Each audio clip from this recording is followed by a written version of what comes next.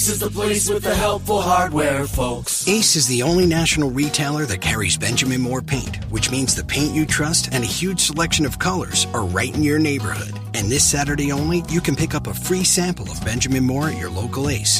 It's a great way to explore quality colors and find the perfect one for your place. So if you're looking for award-winning service and a new look for your home, look no further than Benjamin Moore paint at Ace. Offer valid August 1st for Ace Rewards members. Limit 1 at participating stores while supplies last.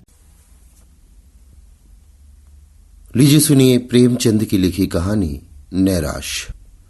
वाचन समीर गोस्वामी का है। बाज आदमी अपनी स्त्री से इसलिए नाराज रहते हैं कि उसकी लड़कियां ही क्यों होती हैं, लड़के क्यों नहीं होते। जानते हैं कि इनमें स्त्री का दोष नहीं है, या है तो उतना ही जितना मेरा। फिर भी जब देखिए स्त्री से रूठे रहते हैं, उसे अभाग्नि कहते हैं और सदैव उसका दिल दुखाया करते हैं। निरुपमा उन्हीं अभाग्नि स्त्रियों में थी और घमंडीलाल त्रिपाठी उन्हीं अत्याचारी पुरुषों में। निरुपमा के 3 बेटियां लगातार हुई थी और वो सारे घर की निगाहों से गिर गई थी। सास ससुर की अप्रसन्नता की तो उसे विशेष चिंता न थी। वे पुराने जमाने के लोग थे जब लड़कियां गर्दन का बोझ और पूर्व जन्मों का पाप समझी जाती थी। हाँ, उसे दुख अपने पतिदेव की अप्रसन्नता का था, जो पढ़े लिखे आदमी होकर भी उसे जली कटी सुनाते रहते थे।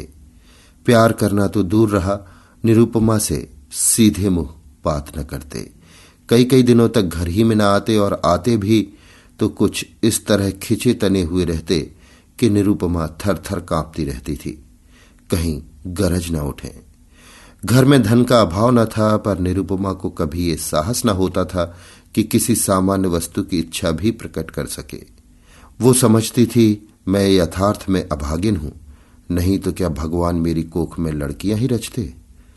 पति की एक मृदु मुस्कान के लिए, एक मीठी बात के लिए उसका हृदय तड़प कर रह जाता था। यहां तक कि वो अपनी लड़कियों को प्यार करते हुए सकुचाती थी कि लोग कहेंगे, पीतल की नथ पर इतना गुमान करती है। जब त्रिपाठी जी के घर में आने का समय होता तो किसी न किसी बहाने से वो लड़कियों को उनकी आंखों से दूर कर देती थी। सबसे बड़ी विपत्ति ये थी कि त्रिपाठी जी ने धमकी दी थी कि अब की कन्या हुई तो घर छोड़कर निकल जाऊंगा, इस नरक में क्षण भर भी न ठहरूंगा। निरुपमा को ये चिंता और भी खाए जाती थी। वो मंगल का व्रत रखती थी, रविवार, निर्जला एकादशी और न जाने कितने व्रत करती थी। स्नान पूजा तो नित्य का नियम था, पर किसी अनुष्ठान से मनोकामना न पूरी होती थी। नित्य अवहेलना, तिरस्कार, उपेक्षा, अपमान सहते सहते उसका चित्त संसार से विरक्त हो जाता था। जहां कान एक मीठी बात के लिए, आंखें एक प्रेम दृष्टि के लिए, हृदय एक आलिंगन के लिए तरस कर रह जाए, घर में कोई अपनी बात न पूछे, वहां जीवन से क्यों न अरुचि हो जाए। एक दिन घोर निराशा की दशा में उसने अपनी बड़ी भावज को एक पत्र लिखा। एक एक अक्षर से असह वेदना टपक रही थी। भावज ने उत्तर दिया, तुम्हारे भैया जल्द तुम्हें विदा कराने जाएंगे। यहां आजकल एक सच्चे महात्मा आए हुए हैं, जिनका आशीर्वाद कभी निष्फल नहीं जाता। यहां कई संतानहीन स्त्रियां उनके आशीर्वाद से पुत्रवती हो गईं। पूर्ण आशा है कि तुम्हें भी उनका आशीर्वाद कल्याणकारी होगा।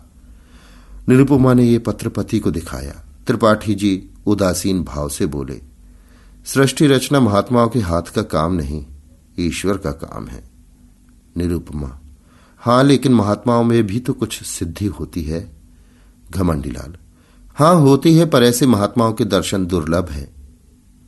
निरुपमा, मैं तो इस महात्मा के दर्शन करूंगी। घमंडीलाल, चली जाना। निरुपमा, जब बांझिनों के लड़के हुए तो मैं क्या उनसे भी गई गुजरी हूं। घमंडीलाल, कह तो दिया भाई चली जाना, ये करके भी देख लो।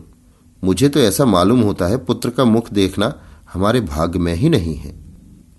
कई दिन बाद निरुपमा अपने भाई के साथ मैके गई। तीनों पुत्रियां भी साथ थीं। भाभी ने उन्हें प्रेम से गले लगाकर कहा, तुम्हारे घर के आदमी बड़े निर्दयी हैं।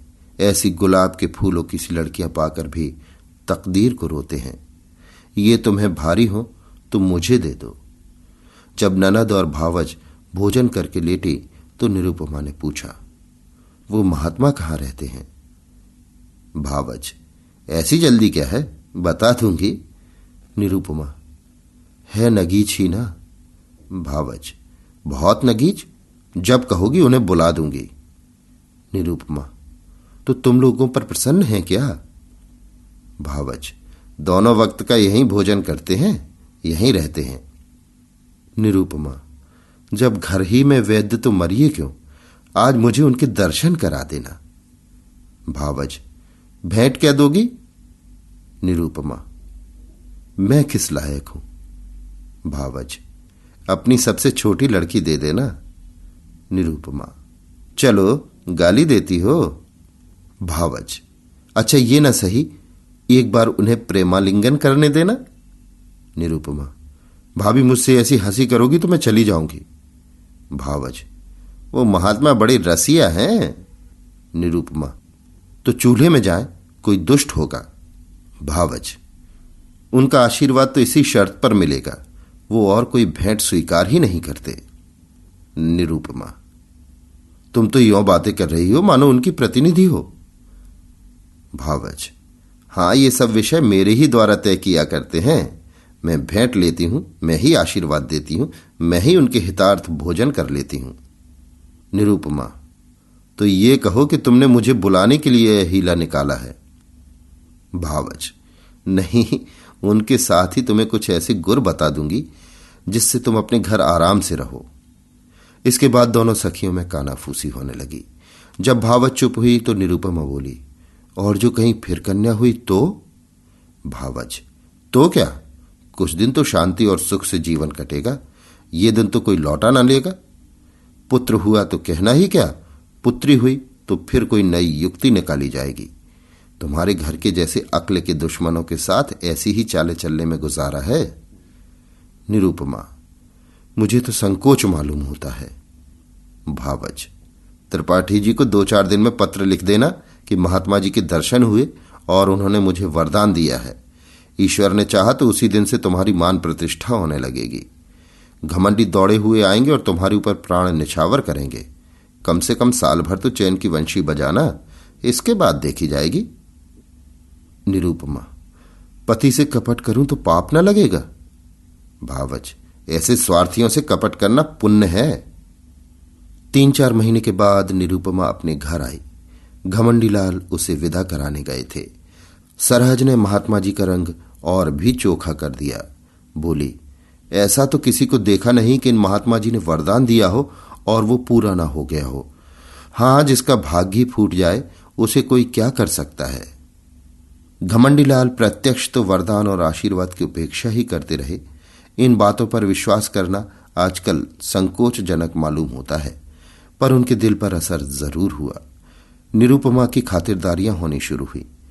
जब वो गर्भवती हुई तो सबके दिलों में नई नई आशाएं हिलोरे लेने लगी। सास जो उठते गाली और बैठते व्यंग से बातें करती थी, अब उसे पान की तरह फेरती। बेटी तुम रहने दो, मैं ही रसोई बना लूंगी, तुम्हारा सिर दुखने लगेगा।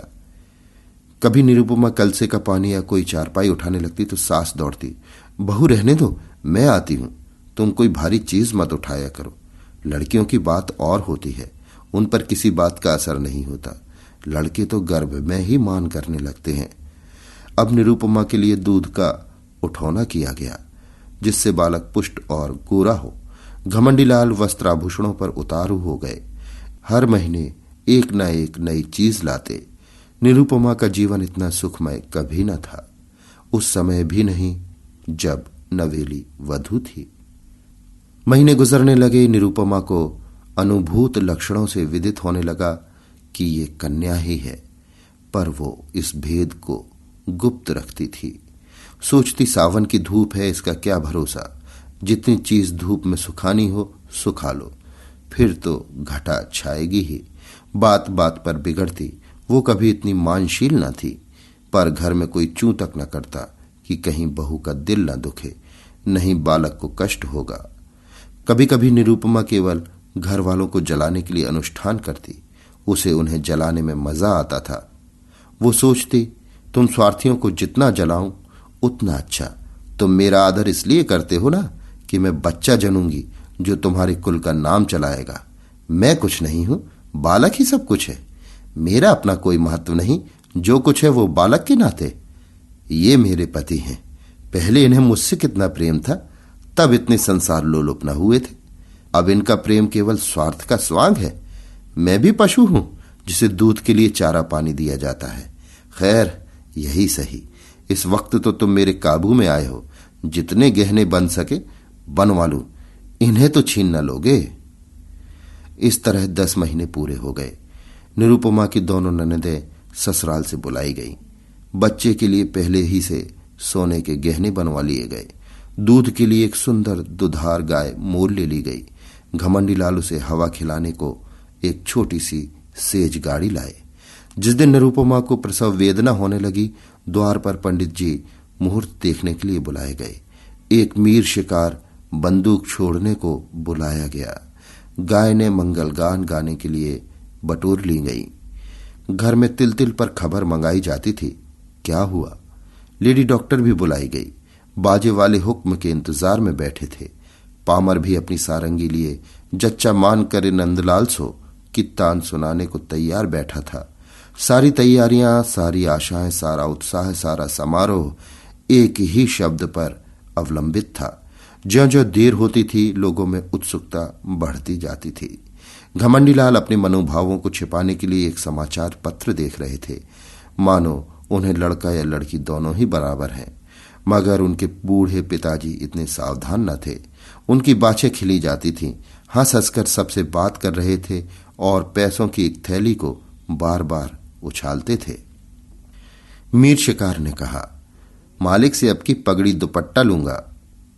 पिताजी ने खिलकर कहा, अबे कितनी पगड़ियां लेगा? इतनी बेभाव की दूंगा कि सर के बाल गंजे हो जाएंगे। पामर बोला, सरकार से अब की कुछ जीविका लूं? पिताजी खिलकर बोले, अबे कितना खाएगा? खिला खिलाकर पेट फाड़ दूंगा। सहसा मेहरी घर में से निकली। कुछ घबराई सी थी। वह अभी कुछ बोलने भी न पाई थी कि मीर शिकार ने बंदूक फेर कर ही तो दी। बंदूक छूटनी थी कि रोशन चौकी की तान भी छिड़ गई। पामर भी कमर कसकर नाचने को खड़ा हो गया। मेहरी, अरे तुम सबके सब भंग खा गए हो क्या? मीर शिकार, क्या हुआ क्या? मेहरी, हुआ क्या? लड़की ही तो फिर हुई है। पिताजी, लड़की हुई है? ये कहते कहते वो कमर थाम कर बैठ गए, मानो वज्र गिर पड़ा। घमंडी लाल कमरे से निकल आए और बोले, जाकर लेडी डॉक्टर से तो पूछ, अच्छी तरह देख ले। देखा ना सुना, चल खड़ी हुई। मेहरी, बाबूजी मैंने तो आंखों देखा है। घमंडी लाल, कन्या ही है। पिता, हमारी तकदीर ऐसी ही है बेटा। जाओ रे सबके सब, तुम सभी के भाग में कुछ पाना ना लिखा था तो कहां से पाते? भाग जाओ। सैकड़ों रुपए पर पानी फिर गया, सारी तैयारी मिट्टी में मिल गई। घमंडी लाल, इस महात्मा से पूछना चाहिए, मैं आज डाक से जरा बचा की खबर लेता हूं। पिता, धूर्त है धूर्त। घमंडी लाल, मैं उसकी सारी धूर्तता निकाल दूंगा। मारे डंडों के खोपड़ी न तोड़ दूं तो कहिएगा। चांडाल कहीं का, उसके कारण मेरे सैकड़ों रुपए पर पानी फिर गया। ये सेज गाड़ी, ये गाय, ये पलना, ये सोने के गहने किसके सिर पटकूं? ऐसे ही उसने कितनों ही को ठगा होगा। एक दफा बचा की मरम्मत हो जाती तो ठीक हो जाते। पिताजी, बेटा उसका दोष नहीं, अपने भाग्य का दोष है। घमंडी लाल, उसने क्यों कहा ऐसा नहीं होगा? औरतों से इस पाखंड के लिए कितने ही रुपए ऐठे होंगे। वो सब उन्हें उगलना पड़ेगा, नहीं तो पुलिस में रपट कर दूंगा। कानून में पाखंड का भी तो दंड है। मैं पहले ही चौंका था कि हो ना हो पाखंडी है, लेकिन मेरी सहराज ने धोखा दिया, नहीं तो ऐसे पाजियों के पंजे में कब आने वाला था। एक ही सुअर है।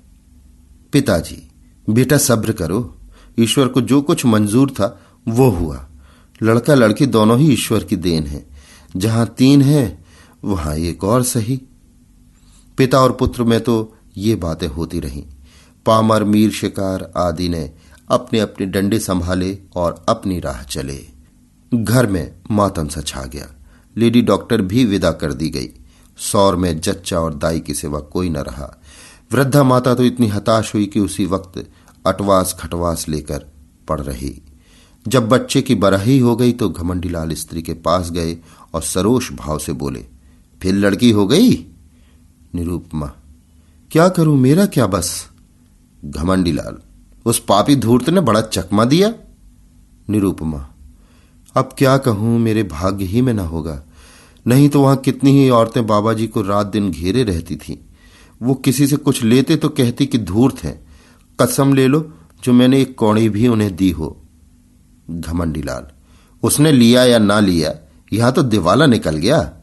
मालूम हो गया तकदीर में पुत्र नहीं लिखा है, कुल का नाम डूबना ही है, तो क्या आज डूबा, क्या 10 साल बाद डूबा। अब कहीं चला जाऊंगा, गृहस्थी में कौन सा सुख रखा है। वो बहुत देर तक खड़े खड़े अपने भाग्य को रोते रहे, पर निरुपमा ने सिर तक न उठाया। निरुपमा के सिर फिर वही विपत्ति आ पड़ी, फिर वही ताने, वही अपमान, वही अनादर, वही छीछलेदर। किसी को चिंता न रहती कि खाती पीती है या नहीं, अच्छी है या बीमार है, दुखी है या सुखी। घमंडीलाल यद्यपि कहीं न गए, पर निरुपमा को ये धमकी प्रायः नित्य ही मिलती रहती थी। कई महीनों यूं ही गुजर गए तो निरुपमा ने भावज को लिखा कि तुमने और भी मुझे विपत्ति में डाल दिया, इससे तो पहले ही भली थी। अब तो कोई बात भी नहीं पूछता कि मरती है या जीती है। अगर यही दशा रही तो स्वामी जी चाहे सन्यास लें या ना लें, लेकिन मैं संसार को अवश्य त्याग दूंगी। भाभी ये पत्र पाकर परिस्थिति समझ गई। अब कि उसने निरुपमा को बुलाया नहीं, जानती थी कि लोग विदा ही न करेंगे। पति को लेकर स्वयं वहां पहुंची। उसका नाम सुकेशी था।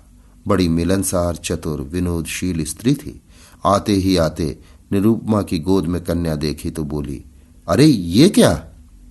सास, भाग्य है और क्या। सुकेशी, भाग्य कैसा? इसने महात्मा जी की बातें भुला दी होंगी। ऐसा तो हो ही नहीं सकता कि वो मुंह से जो कुछ कह दे वो ना हो। क्यों जी, तुमने मंगल का व्रत रखा? निरुपमा, बराबर, एक व्रत भी ना छोड़ा। सुकेशी, 5 ब्राह्मणों को मंगल के दिन भोजन कराती रही। निरुपमा, ये तो उन्होंने नहीं कहा था। सुकेशी, तुम्हारा सिर, मुझे खूब याद है, मेरे सामने उन्होंने बहुत जोर देकर कहा था। तुमने सोचा होगा ब्राह्मणों को भोजन कराने से क्या होता है। ये न समझा कि कोई अनुष्ठान सफल नहीं होता जब तक विधिवत उसका पालन न किया जाए। सास, इसने कभी इसकी चर्चा ही नहीं की। नहीं 5 क्या 10 ब्राह्मणों को जिमा देती। तुम्हारे धर्म से कुछ कमी नहीं है। सुकेशी, कुछ नहीं, भूल हो गई और क्या। रानी, बेटे का मुंह ये देखना नसीब नहीं होता। बड़े बड़े जप तप करने पड़ते हैं। तुम मंगल के एक व्रत ही से घबरा गई। सास, अभाग्नि है और क्या। घमंडीलाल, ऐसी कौन सी बड़ी बातें थी जो याद ना रहीं? वो खुद हम लोगों को जलाना चाहती है। सास, वही तो कहूं कि महात्मा जी की बात कैसे निष्फल हुई। यहां 7 वर्षों तक तुलसी माई को दिया चढ़ाया, तब जाके बच्चे का जन्म हुआ। घमंडीलाल, इन्होंने समझा था दाल भात का कौर है। सुकेशी, खैर अब जो हुआ सो हुआ। कल मंगल है, फिर व्रत रखो और अब की 7 ब्राह्मणों को जमाओ, देखें कैसे महात्मा जी की बात पूरी नहीं होती। घमंडीलाल, व्यर्थ है, इनके किए कुछ ना होगा। सुकेशी, बाबूजी, आप विद्वान समझदार होकर इतना दिल छोटा करते हैं। अभी आपकी उम्र ही क्या है, कितने पुत्र लीजिएगा? ना को दम ना हो जाए तो कहिएगा। सास, बेटी, दूध पूत से किसी का मन भरा है। सुकेशी, ईश्वर ने चाहा तो आप लोगों का मन भर जाएगा, मेरा तो भर गया। घमंडीलाल, सुनती हो महारानी, आपकी कोई गोलमाल मत करना। अपनी भाभी से सब ब्यौरा अच्छी तरह से पूछ लेना। सुकेशी, आप निश्चिंत रहे, मैं याद करा दूंगी। क्या भोजन करना होगा, कैसे रहना होगा, कैसे स्नान करना होगा, ये सब लिखा दूंगी। और अम्मा जी, आज के 18 मास बाद आपसे कोई भारी इनाम लूंगी। सुकेशी यहां 1 सप्ताह रही और निरुपमा को खूब लिखा पढ़ाकर चली गई। निरुपमा का इकबाल फिर चमका। घमंडीलाल अब की इतनी आश्वासित हुए कि भविष्य ने भूत को भुला दिया। निरुपमा फिर बांदी से रानी हुई। सास फिर उसे पान की भांति फेरने लगी। लोग उसका मुंह जोहने लगे। दिन गुजरने लगे। निरुपमा कभी कहती, अम्मा जी, आज मैंने स्वप्न देखा कि एक वृद्धा स्त्री ने आकर मुझे पुकारा और एक नारियल देकर बोली, ये तुम्हें दिए जाती हूं। कभी कहती, अम्मा जी अब की ना जाने क्यों मेरे दिल में बड़ी बड़ी उमंगें पैदा हो रही हैं। जी चाहता है खूब गाना सुनूं, नदी में खूब स्नान करूं, हरदम नशा सा छाया रहता है। सास सुनकर मुस्कुराती और कहती, बहू ये शुभ लक्षण है। निरुपमा चुपके चुपके माजनू मंगाकर खाती और अपने असल नेत्रों से ताकती हुई घमंडी लाल से पूछती, मेरी आंखें लाल हैं क्या? घमंडी लाल खुश होकर कहते, मालूम होता है नशा चढ़ा हुआ है, ये शुभ लक्षण है। निरुपमा को सुगंधों से कभी इतना प्रेम न था। फूलों के गजरों पर अब वो जान देती थी। घमंडी लाल अब नित्य सोते समय उसे महाभारत की वीर कथाएं पढ़कर सुनाते। कभी गुरु गोविंद सिंह की कीर्ति का वर्णन करते। अभिमन्यु की कथा से निरुपमा को बड़ा प्रेम था। पिता अपने आने वाले पुत्र को वीर संस्कारों से परिपूरित कर देना चाहता था। एक दिन निरुपमा ने पति से कहा, नाम क्या रखोगे? घमंडी लाल, ये तो तुमने खूब सोचा, मुझे तो इसका ध्यान ही ना रहा था। ऐसा नाम होना चाहिए जिससे शौर्य और तेज टपके। सोचो कोई नाम। दोनों प्राणी नामों की व्याख्या करने लगे। जोरावर लाल से लेकर हरिश्चंद्र तक सभी नाम गिनाए गए, पर उस असामान्य बालक के लिए कोई नाम न मिला। अंत में पति ने कहा, तेग बहादुर कैसा नाम है? निरुपमा, बस बस यही नाम मुझे पसंद है।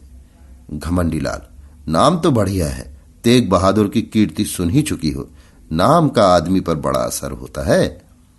निरुपमा, नाम ही तो सब कुछ है। दमड़ी, छकोड़ी, घुरहू, कतवारू, जिसके नाम देखे उसे भी यथा नाम तथा गुण ही पाया। हमारे बच्चे का नाम होगा तेग बहादुर। प्रसव काल आ पहुंचा। निरुपमा को मालूम था कि क्या होने वाला है, लेकिन बाहर मंगलाचरण का पूरा सामान था। अब की किसी को लेश मात्र भी संदेह न था। नाच गाने का प्रबंध भी किया गया था। एक शामियाना खड़ा किया गया था और मित्रगण उसमें बैठे खुशगप्पियां कर रहे थे। हलवाई कड़ाह से पूरियां और मिठाइयां निकाल रहा था। कई बोरे अनाज के रखे हुए थे कि शुभ समाचार पाते ही भिक्षुओं को बांटे जाएं। एक क्षण का भी विलंब न हो, इसलिए बोरों के मुंह खोल दिए गए थे। लेकिन निरुपमा का दिल प्रतिक्षण बैठा जाता था। अब क्या होगा? 3 साल किसी तरह कौशल से कट गए और मजे में कट गए, लेकिन अब विपत्ति सिर पर मंडरा रही है। हाय कितनी परवशता है! निरपराध होने पर भी ये दंड। अगर भगवान की इच्छा है कि मेरे गर्भ से कोई पुत्र न जन्म ले तो मेरा क्या दोष, लेकिन कौन सुनता है। मैं ही अभागिनी हूं, मैं ही त्याज्य हूं, मैं ही कलमुही हूं, इसलिए ना कि परवश हूं। क्या होगा? अभी एक क्षण में ये सारा आनंद उत्सव शोक में डूब जाएगा। मुझ पर बौछारें पड़ने लगेंगी। भीतर से बाहर तक मुझी को कोसेंगे। सास ससुर का भय नहीं, लेकिन स्वामी जी शायद फिर मेरा मुंह न देखें, शायद निराश होकर घर बार त्याग दें। चारों तरफ अमंगल ही अमंगल है। मैं अपने घर की, अपनी संतान की दुर्दशा देखने के लिए क्यों जीवित हूं? कौशल बहुत हो चुका, अब उससे कोई आशा नहीं। मेरे दिल में कैसे कैसे अरमान थे। अपनी प्यारी बच्चियों का लालन पालन करती, उन्हें ब्याहती, उनके बच्चों को देखकर सुखी होती। पर ये सब अरमान खाक में मिले जाते हैं। भगवान, तुम ही अब इनके पिता हो, तुम ही इनके रक्षक हो। मैं तो अब चाहती हूं। लेडी डॉक्टर ने कहा, वेल, फिर लड़की है। भीतर बाहर कोहराम मच गया, पिट्टस पड़ गई। घमंडी लाल ने कहा, जहन्नुम में जाए ऐसी जिंदगी, मौत भी नहीं आ जाती। उनके पिता भी बोले, अभाग्नि है, वज्राभाग्नि। भिक्षुओं ने कहा, रो अपनी तकदीर को, हम कोई दूसरा द्वार देखते हैं। अभी ये शोकोद्गार न होने पाया था कि लेडी डॉक्टर ने कहा, मां का हाल अच्छा नहीं है, वो अब नहीं बच सकती, उसका दिल बंद हो गया है। अभी आप सुन रहे थे प्रेमचंद की लिखी कहानी नैराश। वाचन समीर गोस्वामी का था।